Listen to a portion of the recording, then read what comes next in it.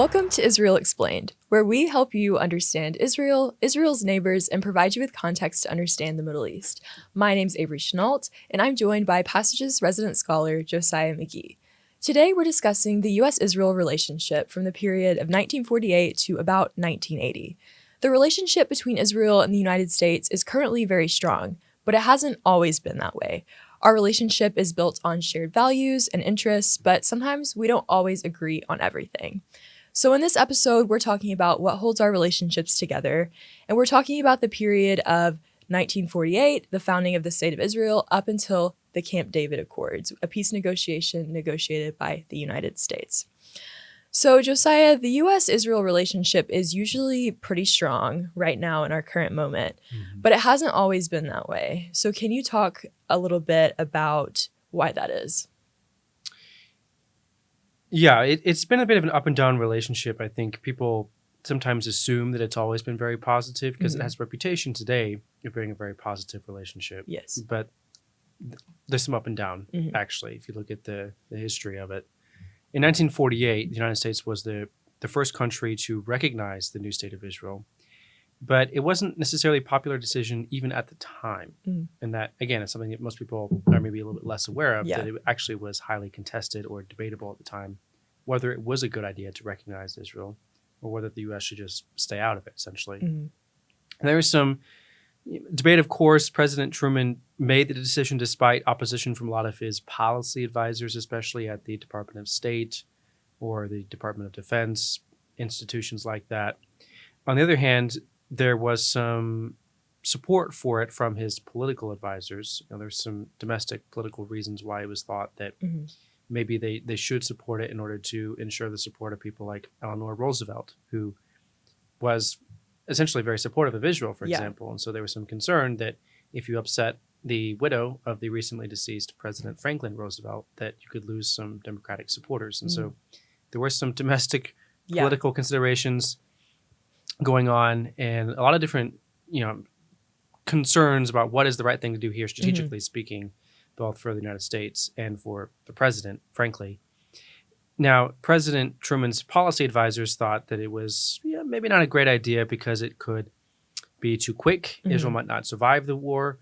It might destabilize the region and lose to the United States losing some of its other allies in the region from Arab countries.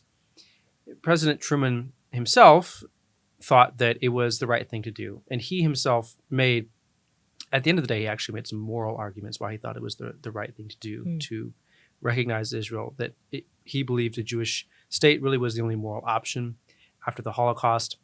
And there was a lot of pressure, again, to do it, but he really thought that it was important at the end of the day that they have a state primarily for the reason that they needed it in order to protect themselves, and especially in the aftermath of the Holocaust. Yeah.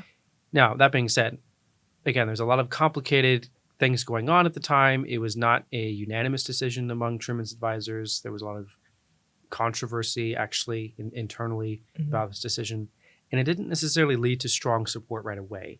The fact that the United States recognized Israel and its right to exist didn't mean that they offered Israel meaningful support at the time. In the War of Independence, actually, Israel's War of Independence, the U.S. actually maintained an arms embargo on all sides of the conflict, including Israel, so they refused to sell any weapons to Israel. They refused to militarily intervene in the conflict. And the U.S.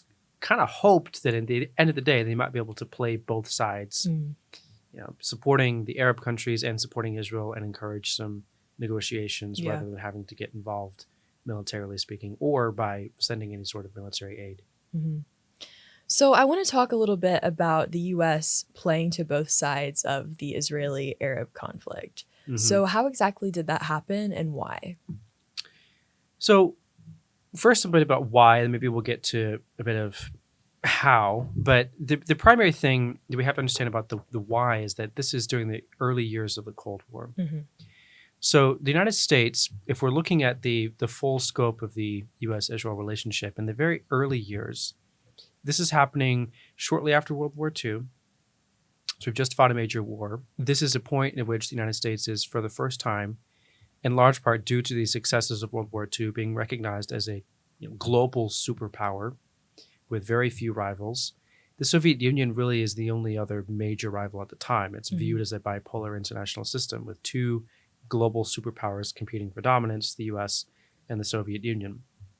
As the Cold War begins to unfold, especially in the late 40s and early 50s, it becomes very clear that this Cold War is going to be fought in some ways through a form of competition, although not direct conflict, if that makes sense. So the United States and the Soviet Union were going to do their best not to confront each other, militarily speaking, directly, but they were going to engage in various forms of competition, whether that be economic, whether that be finding ways to increase their influence, or whether that be fighting indirectly through different proxies.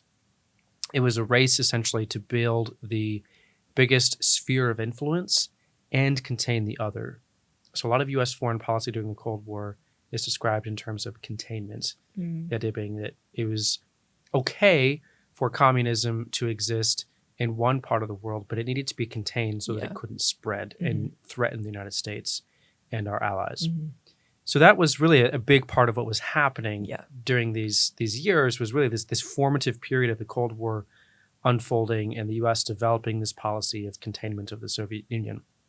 Now, in order to do that, the U.S. had to take a look at the map of the Middle East and figure out who was a potential ally of the Soviet Union, or who was someone that the Soviet Union might be able to control, and how do you get there first so that you can contain the expansion of the Soviet Union and of communism.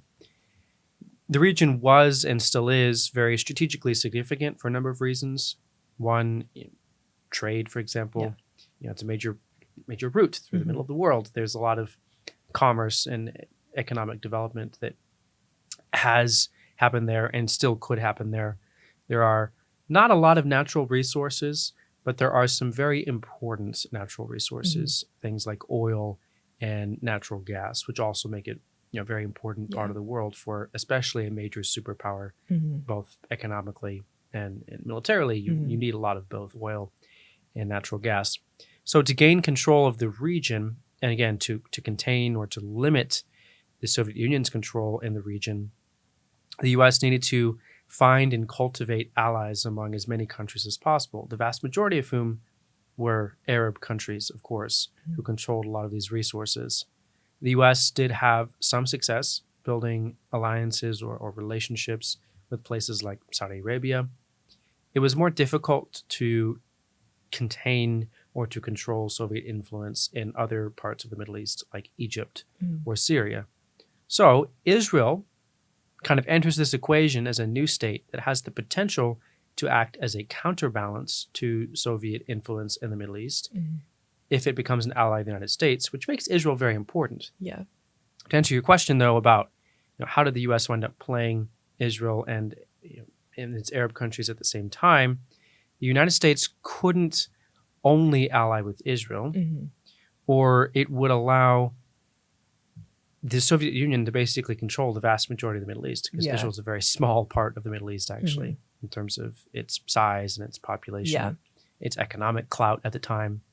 So the U.S. had to form relationships with these other Arab countries as well, because if Israel failed or the U.S. did not have Arab friends, then it would very quickly fall behind the Soviet Union, the U.S. would, and it could very easily find itself far behind in the Cold War. Yeah. It's interesting to know that a lot more factors were coming into play and which side the U.S. was going to take more than just the Arab-Israeli conflict. There was a lot more at play, which I think a lot of people don't really realize, especially looking at like the past, because we tend to look at it through the lens of what's happening right now. So now I want to talk a little bit about what happened with the U.S.-Israel relationship after the Israeli War for Independence. So after Israel won the war and became their own independent state, did the U.S. offer more support to Israel then, or how did the relationship change, if it did at all? A little bit more support, but nothing like the kind of support that the U.S. would give Israel later. Yeah. It was a very slow process of the U.S. becoming more supportive of Israel, in part because it was still unclear, was Israel going to survive long term? And how invested did the U.S. want to become in this new state when they were still kind of figuring out whether it would survive, what kind of state it would be. You have to keep in mind at the time, too, that Israel was coming out of a movement, a labor movement, essentially Zionism, was defined in part by a labor movement or by socialist politics. It wasn't obvious during the early Cold War that Israel was actually going to be a reliable ally of the United States. So there was a little bit of hesitancy still and work to be done in terms of figuring out what kind of country was Israel going to be, and was it a natural ally for the United States or not. So what the U.S. did at the time was slowly and cautiously increase aid, but gradually, not all at once. So there was some economic aid offered because the new state of Israel needed that in order to build itself and to survive, to build an economy. It typically was found in the form of loans, not grants. So it wasn't like the U.S. was just signing blank checks. It was requiring repayment of the economic and financial assistance that it was giving Israel at the time. There also, really throughout the 1950s, was not yet any sort of military supply for Israel. A lot of people today, what you read in the headlines or what people find most controversial or they argue about in terms of the U.S.-Israel relationship is how much military aid do we send Israel. In the 1950s, even after Israel won for the War of Independence, we still weren't really supplying Israel militarily, at least not to a large degree. If anything, it was very, very small. The French were actually Israel's main military supplier at the time. Wow. And the U.S. continued to maintain a fairly neutral position, actually, in the hopes of turning countries like Egypt into allies. Again, they were, at the time, a little bit more in the Soviet camp, but the U.S. was hoping that maybe they could turn things a little bit if they could move things in the other direction. Now, the Suez Canal crisis is a great example of where this actually comes to head and where the U.S. and Israel's interests did not align, and there was actually some conflict between the two. If you want more background on this, we have a video on the Egypt-Israel relationship. Our viewers can follow that. But basically, in a nutshell, what happened is France and Britain protested when Egypt nationalized the Suez Canal. Oh, okay. And then there was a war that unfolded in which France and Britain and Israel, who thought that Egypt was still something of an existential threat that wanted to destroy them, they all got together to fight Egypt. The U.S. worked with the UN to intervene, actually, and force them to leave Egypt fairly early into the war. Long enough after that it was clear that France, Britain, and Israel would probably win the war, but before they could actually win the war, the U.S. worked through the UN to force them all to leave. And it essentially defended Egypt in this case. So it was not clear yet that the U.S. and Israel were going to be good friends because the U.S. was actually taking the side of one of Israel's enemies during conflicts. It was not supplying Israel massive amounts of military aid. It was only really providing financial assistance in the form of loans. And there was a lot that would change later, of course. The relationship would become much closer, but at the time it was still a relatively distant kind of relationship. So you talked a little bit about how in the beginning, when Israel first became a modern state, the U.S. recognized Israel and acknowledged its right to exist, but they weren't quite as close and friendly as the U.S. and Israel are now. So when did the United States start to really become more friendly with Israel and not just willing to recognize that they were a state? It really was more so in the 1960s, actually. So now we're talking about 12 plus years after Israel's creation. You begin to see the relationship getting a little bit closer, a little bit more cooperation, and the tone also changes a little bit as well. So, for example, you do have some additional supply of things like weapons in the 1960s to Israel. The caveat being that it was still a relatively neutral stance. So the weapons that the U.S. sold to Israel, it was also still selling to Arab countries at the time. So trying to adopt a position of as much neutrality as possible in that respect. But like I said, the tone also began to change a little bit. It was during the Kennedy administration, actually. President Kennedy was often credited with initiating the idea of a special relationship between Israel and the United States. He was the one who tried to sort of move things in the direction of, there's something that perhaps a little bit unique about the relationship between Israel and the U.S. Mm-hmm. And this was a positive for the U.S.-Israel relationship. It helped it, obviously, to become closer and to become a little bit more trusting, at least on the outside. There were some controversies at the time, though, even during the Kennedy administration. There's a lot of back and forth about Israel's nuclear program because the Kennedy administration thought that Israel was using their nuclear program to create a nuclear weapon. Israel insisted that it was not doing so. It was using it for research purposes, energy, that sort of thing. And the Kennedy administration was really focusing on the priority at the time of nuclear non-proliferation, trying to prevent, to the degree that it could, as many countries as possible from acquiring nuclear weapons. So it was a massive priority of theirs. Israel, to this day, will not admit that they have a nuclear weapon, although it's assumed that they do. Yeah. But that was a pretty big controversy at the time between the Kennedy administration and Israel. So it was more friendly, but it wasn't without its stresses and its drama during the Kennedy administration. The next administration, things started to change again because when President Kennedy was assassinated, President Lyndon B. Johnson came to the White House, and that also started to shake things up a little bit. A new president in the White House, plus you had the War of 1967, the Six-Day War, in which Israel is fighting another massive war against Egypt and Syria. And those two things had a pretty significant impact on the relationship moving forward because President Johnson was going to not be quite as strict about Israel's nuclear program. He wasn't going to insist on as many concessions and restrictions and inspections. And it really was much less of a diplomatic crisis under his leadership than it was the Kennedy administration. He didn't make as big of a deal out of it as Kennedy did. And he was generally viewed as more open to Israel having some more powerful weapons than Kennedy, who seemed to want to control how much military power Israel might be able to acquire. The 67 war was interesting. The U.S. was once again a little bit disappointed that war happened. They had adopted sort of this approach that they prefer to solve things rather than letting it get to the point where war breaks out. They didn't want to see war in the Middle East. And even today, no one wants to see war in the Middle East. It's everyone's nightmare. Yeah. A regional war in that part of the world.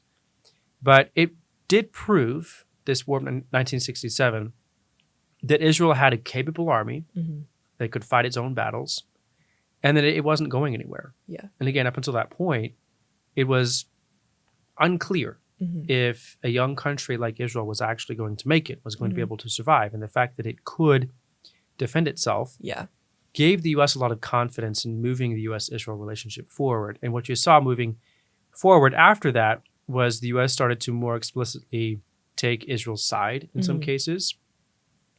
It started to see it as a powerful force in the region that it could rely on to advance U.S. interests, even potentially, if given the right tools. Yeah.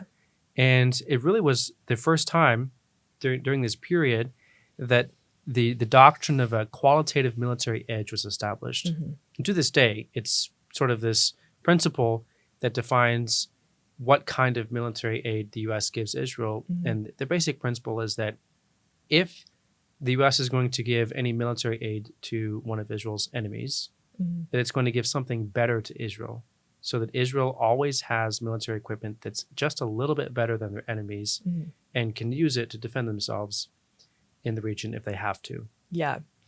You were talking about how in the 60s, that's when the United States kind of started to show a little bit more stronger, more explicit support for Israel. Right. So we had the 1967 war, but then in 1973, Israel fought the Yom Kippur War.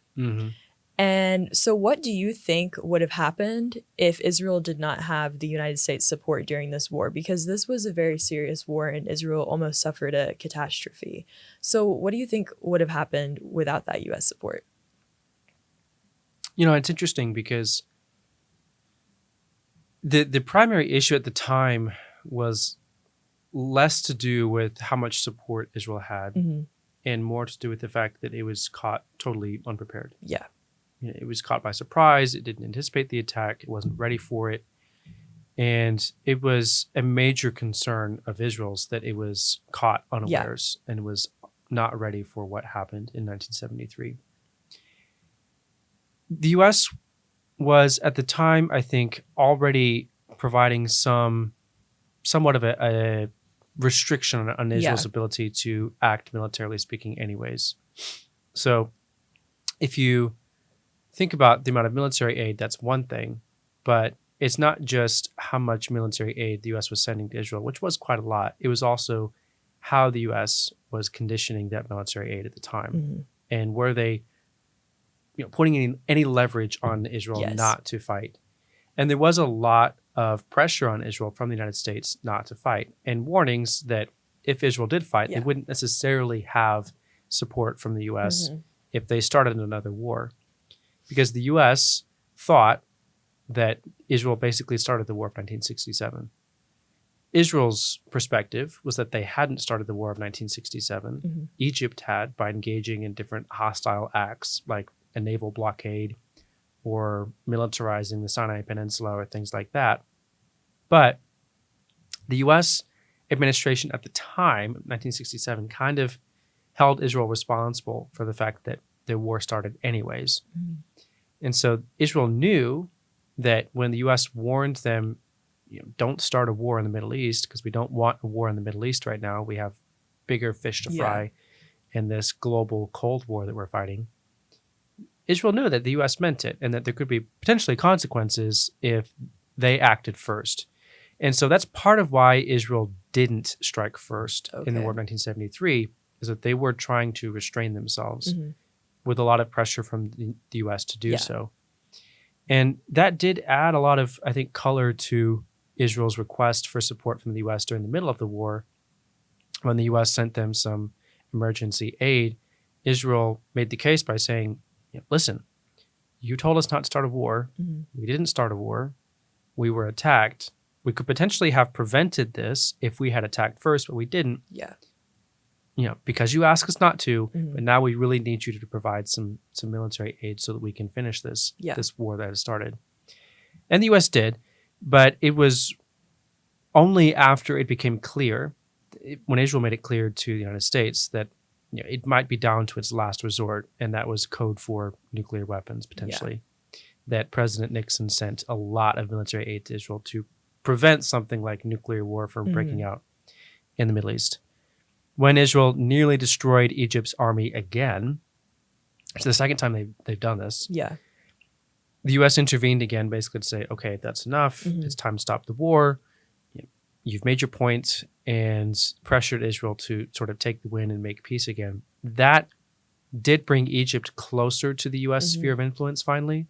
But again, it sort of reined in just how close the U.S.-Israel relationship was, because Israel probably would have preferred that the U.S. not issue ultimatums or give it instructions on how it could use the military aid and how it could fight its wars and that sort of thing. Yeah, for sure. So you talked a little bit about how the 1973 war was kind of a turning point for the relationship between Israel and the United States. And there was multiple situations that you discussed where the United States kind of told Israel, like, hey, here's our advice, and we suggest you take it seriously. And so there was more stronger communication than there had been in the past.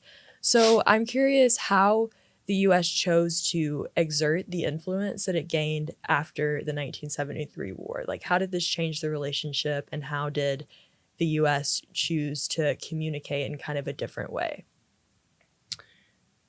The primary interest of the United States at the time, and one could argue that this is still a very important interest for the United States, was stability, peace, a lack of fighting. War is very costly.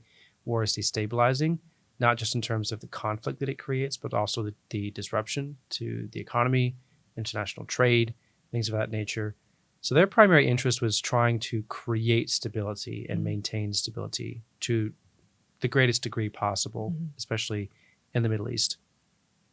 Israel did not necessarily appreciate feeling coerced, or this flexing of U.S. muscle that they were experiencing in really coercing them in terms of how they fought the war, when the war had to stop, when they were forced to try to make peace, those sorts of things. But the U.S. did use its influence very strongly to try to get Israel and Egypt to make peace with each other, because it thought it was in the best interest of the region and of the United States.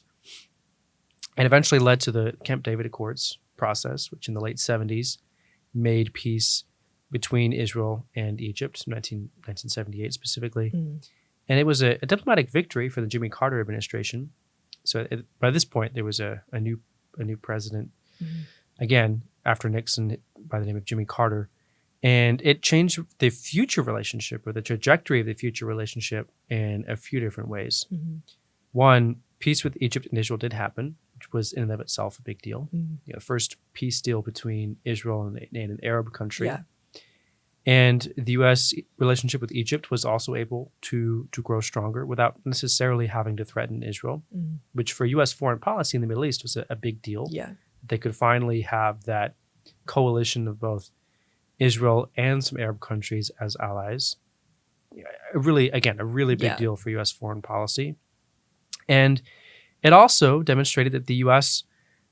could have, and it did, in fact, gain a taste for peacemaking or peace processes. So it would be the first of many attempts for the U.S. to serve as a mediator or to make peace between Israel and its enemies, whether that was the Palestinians or different Arab countries.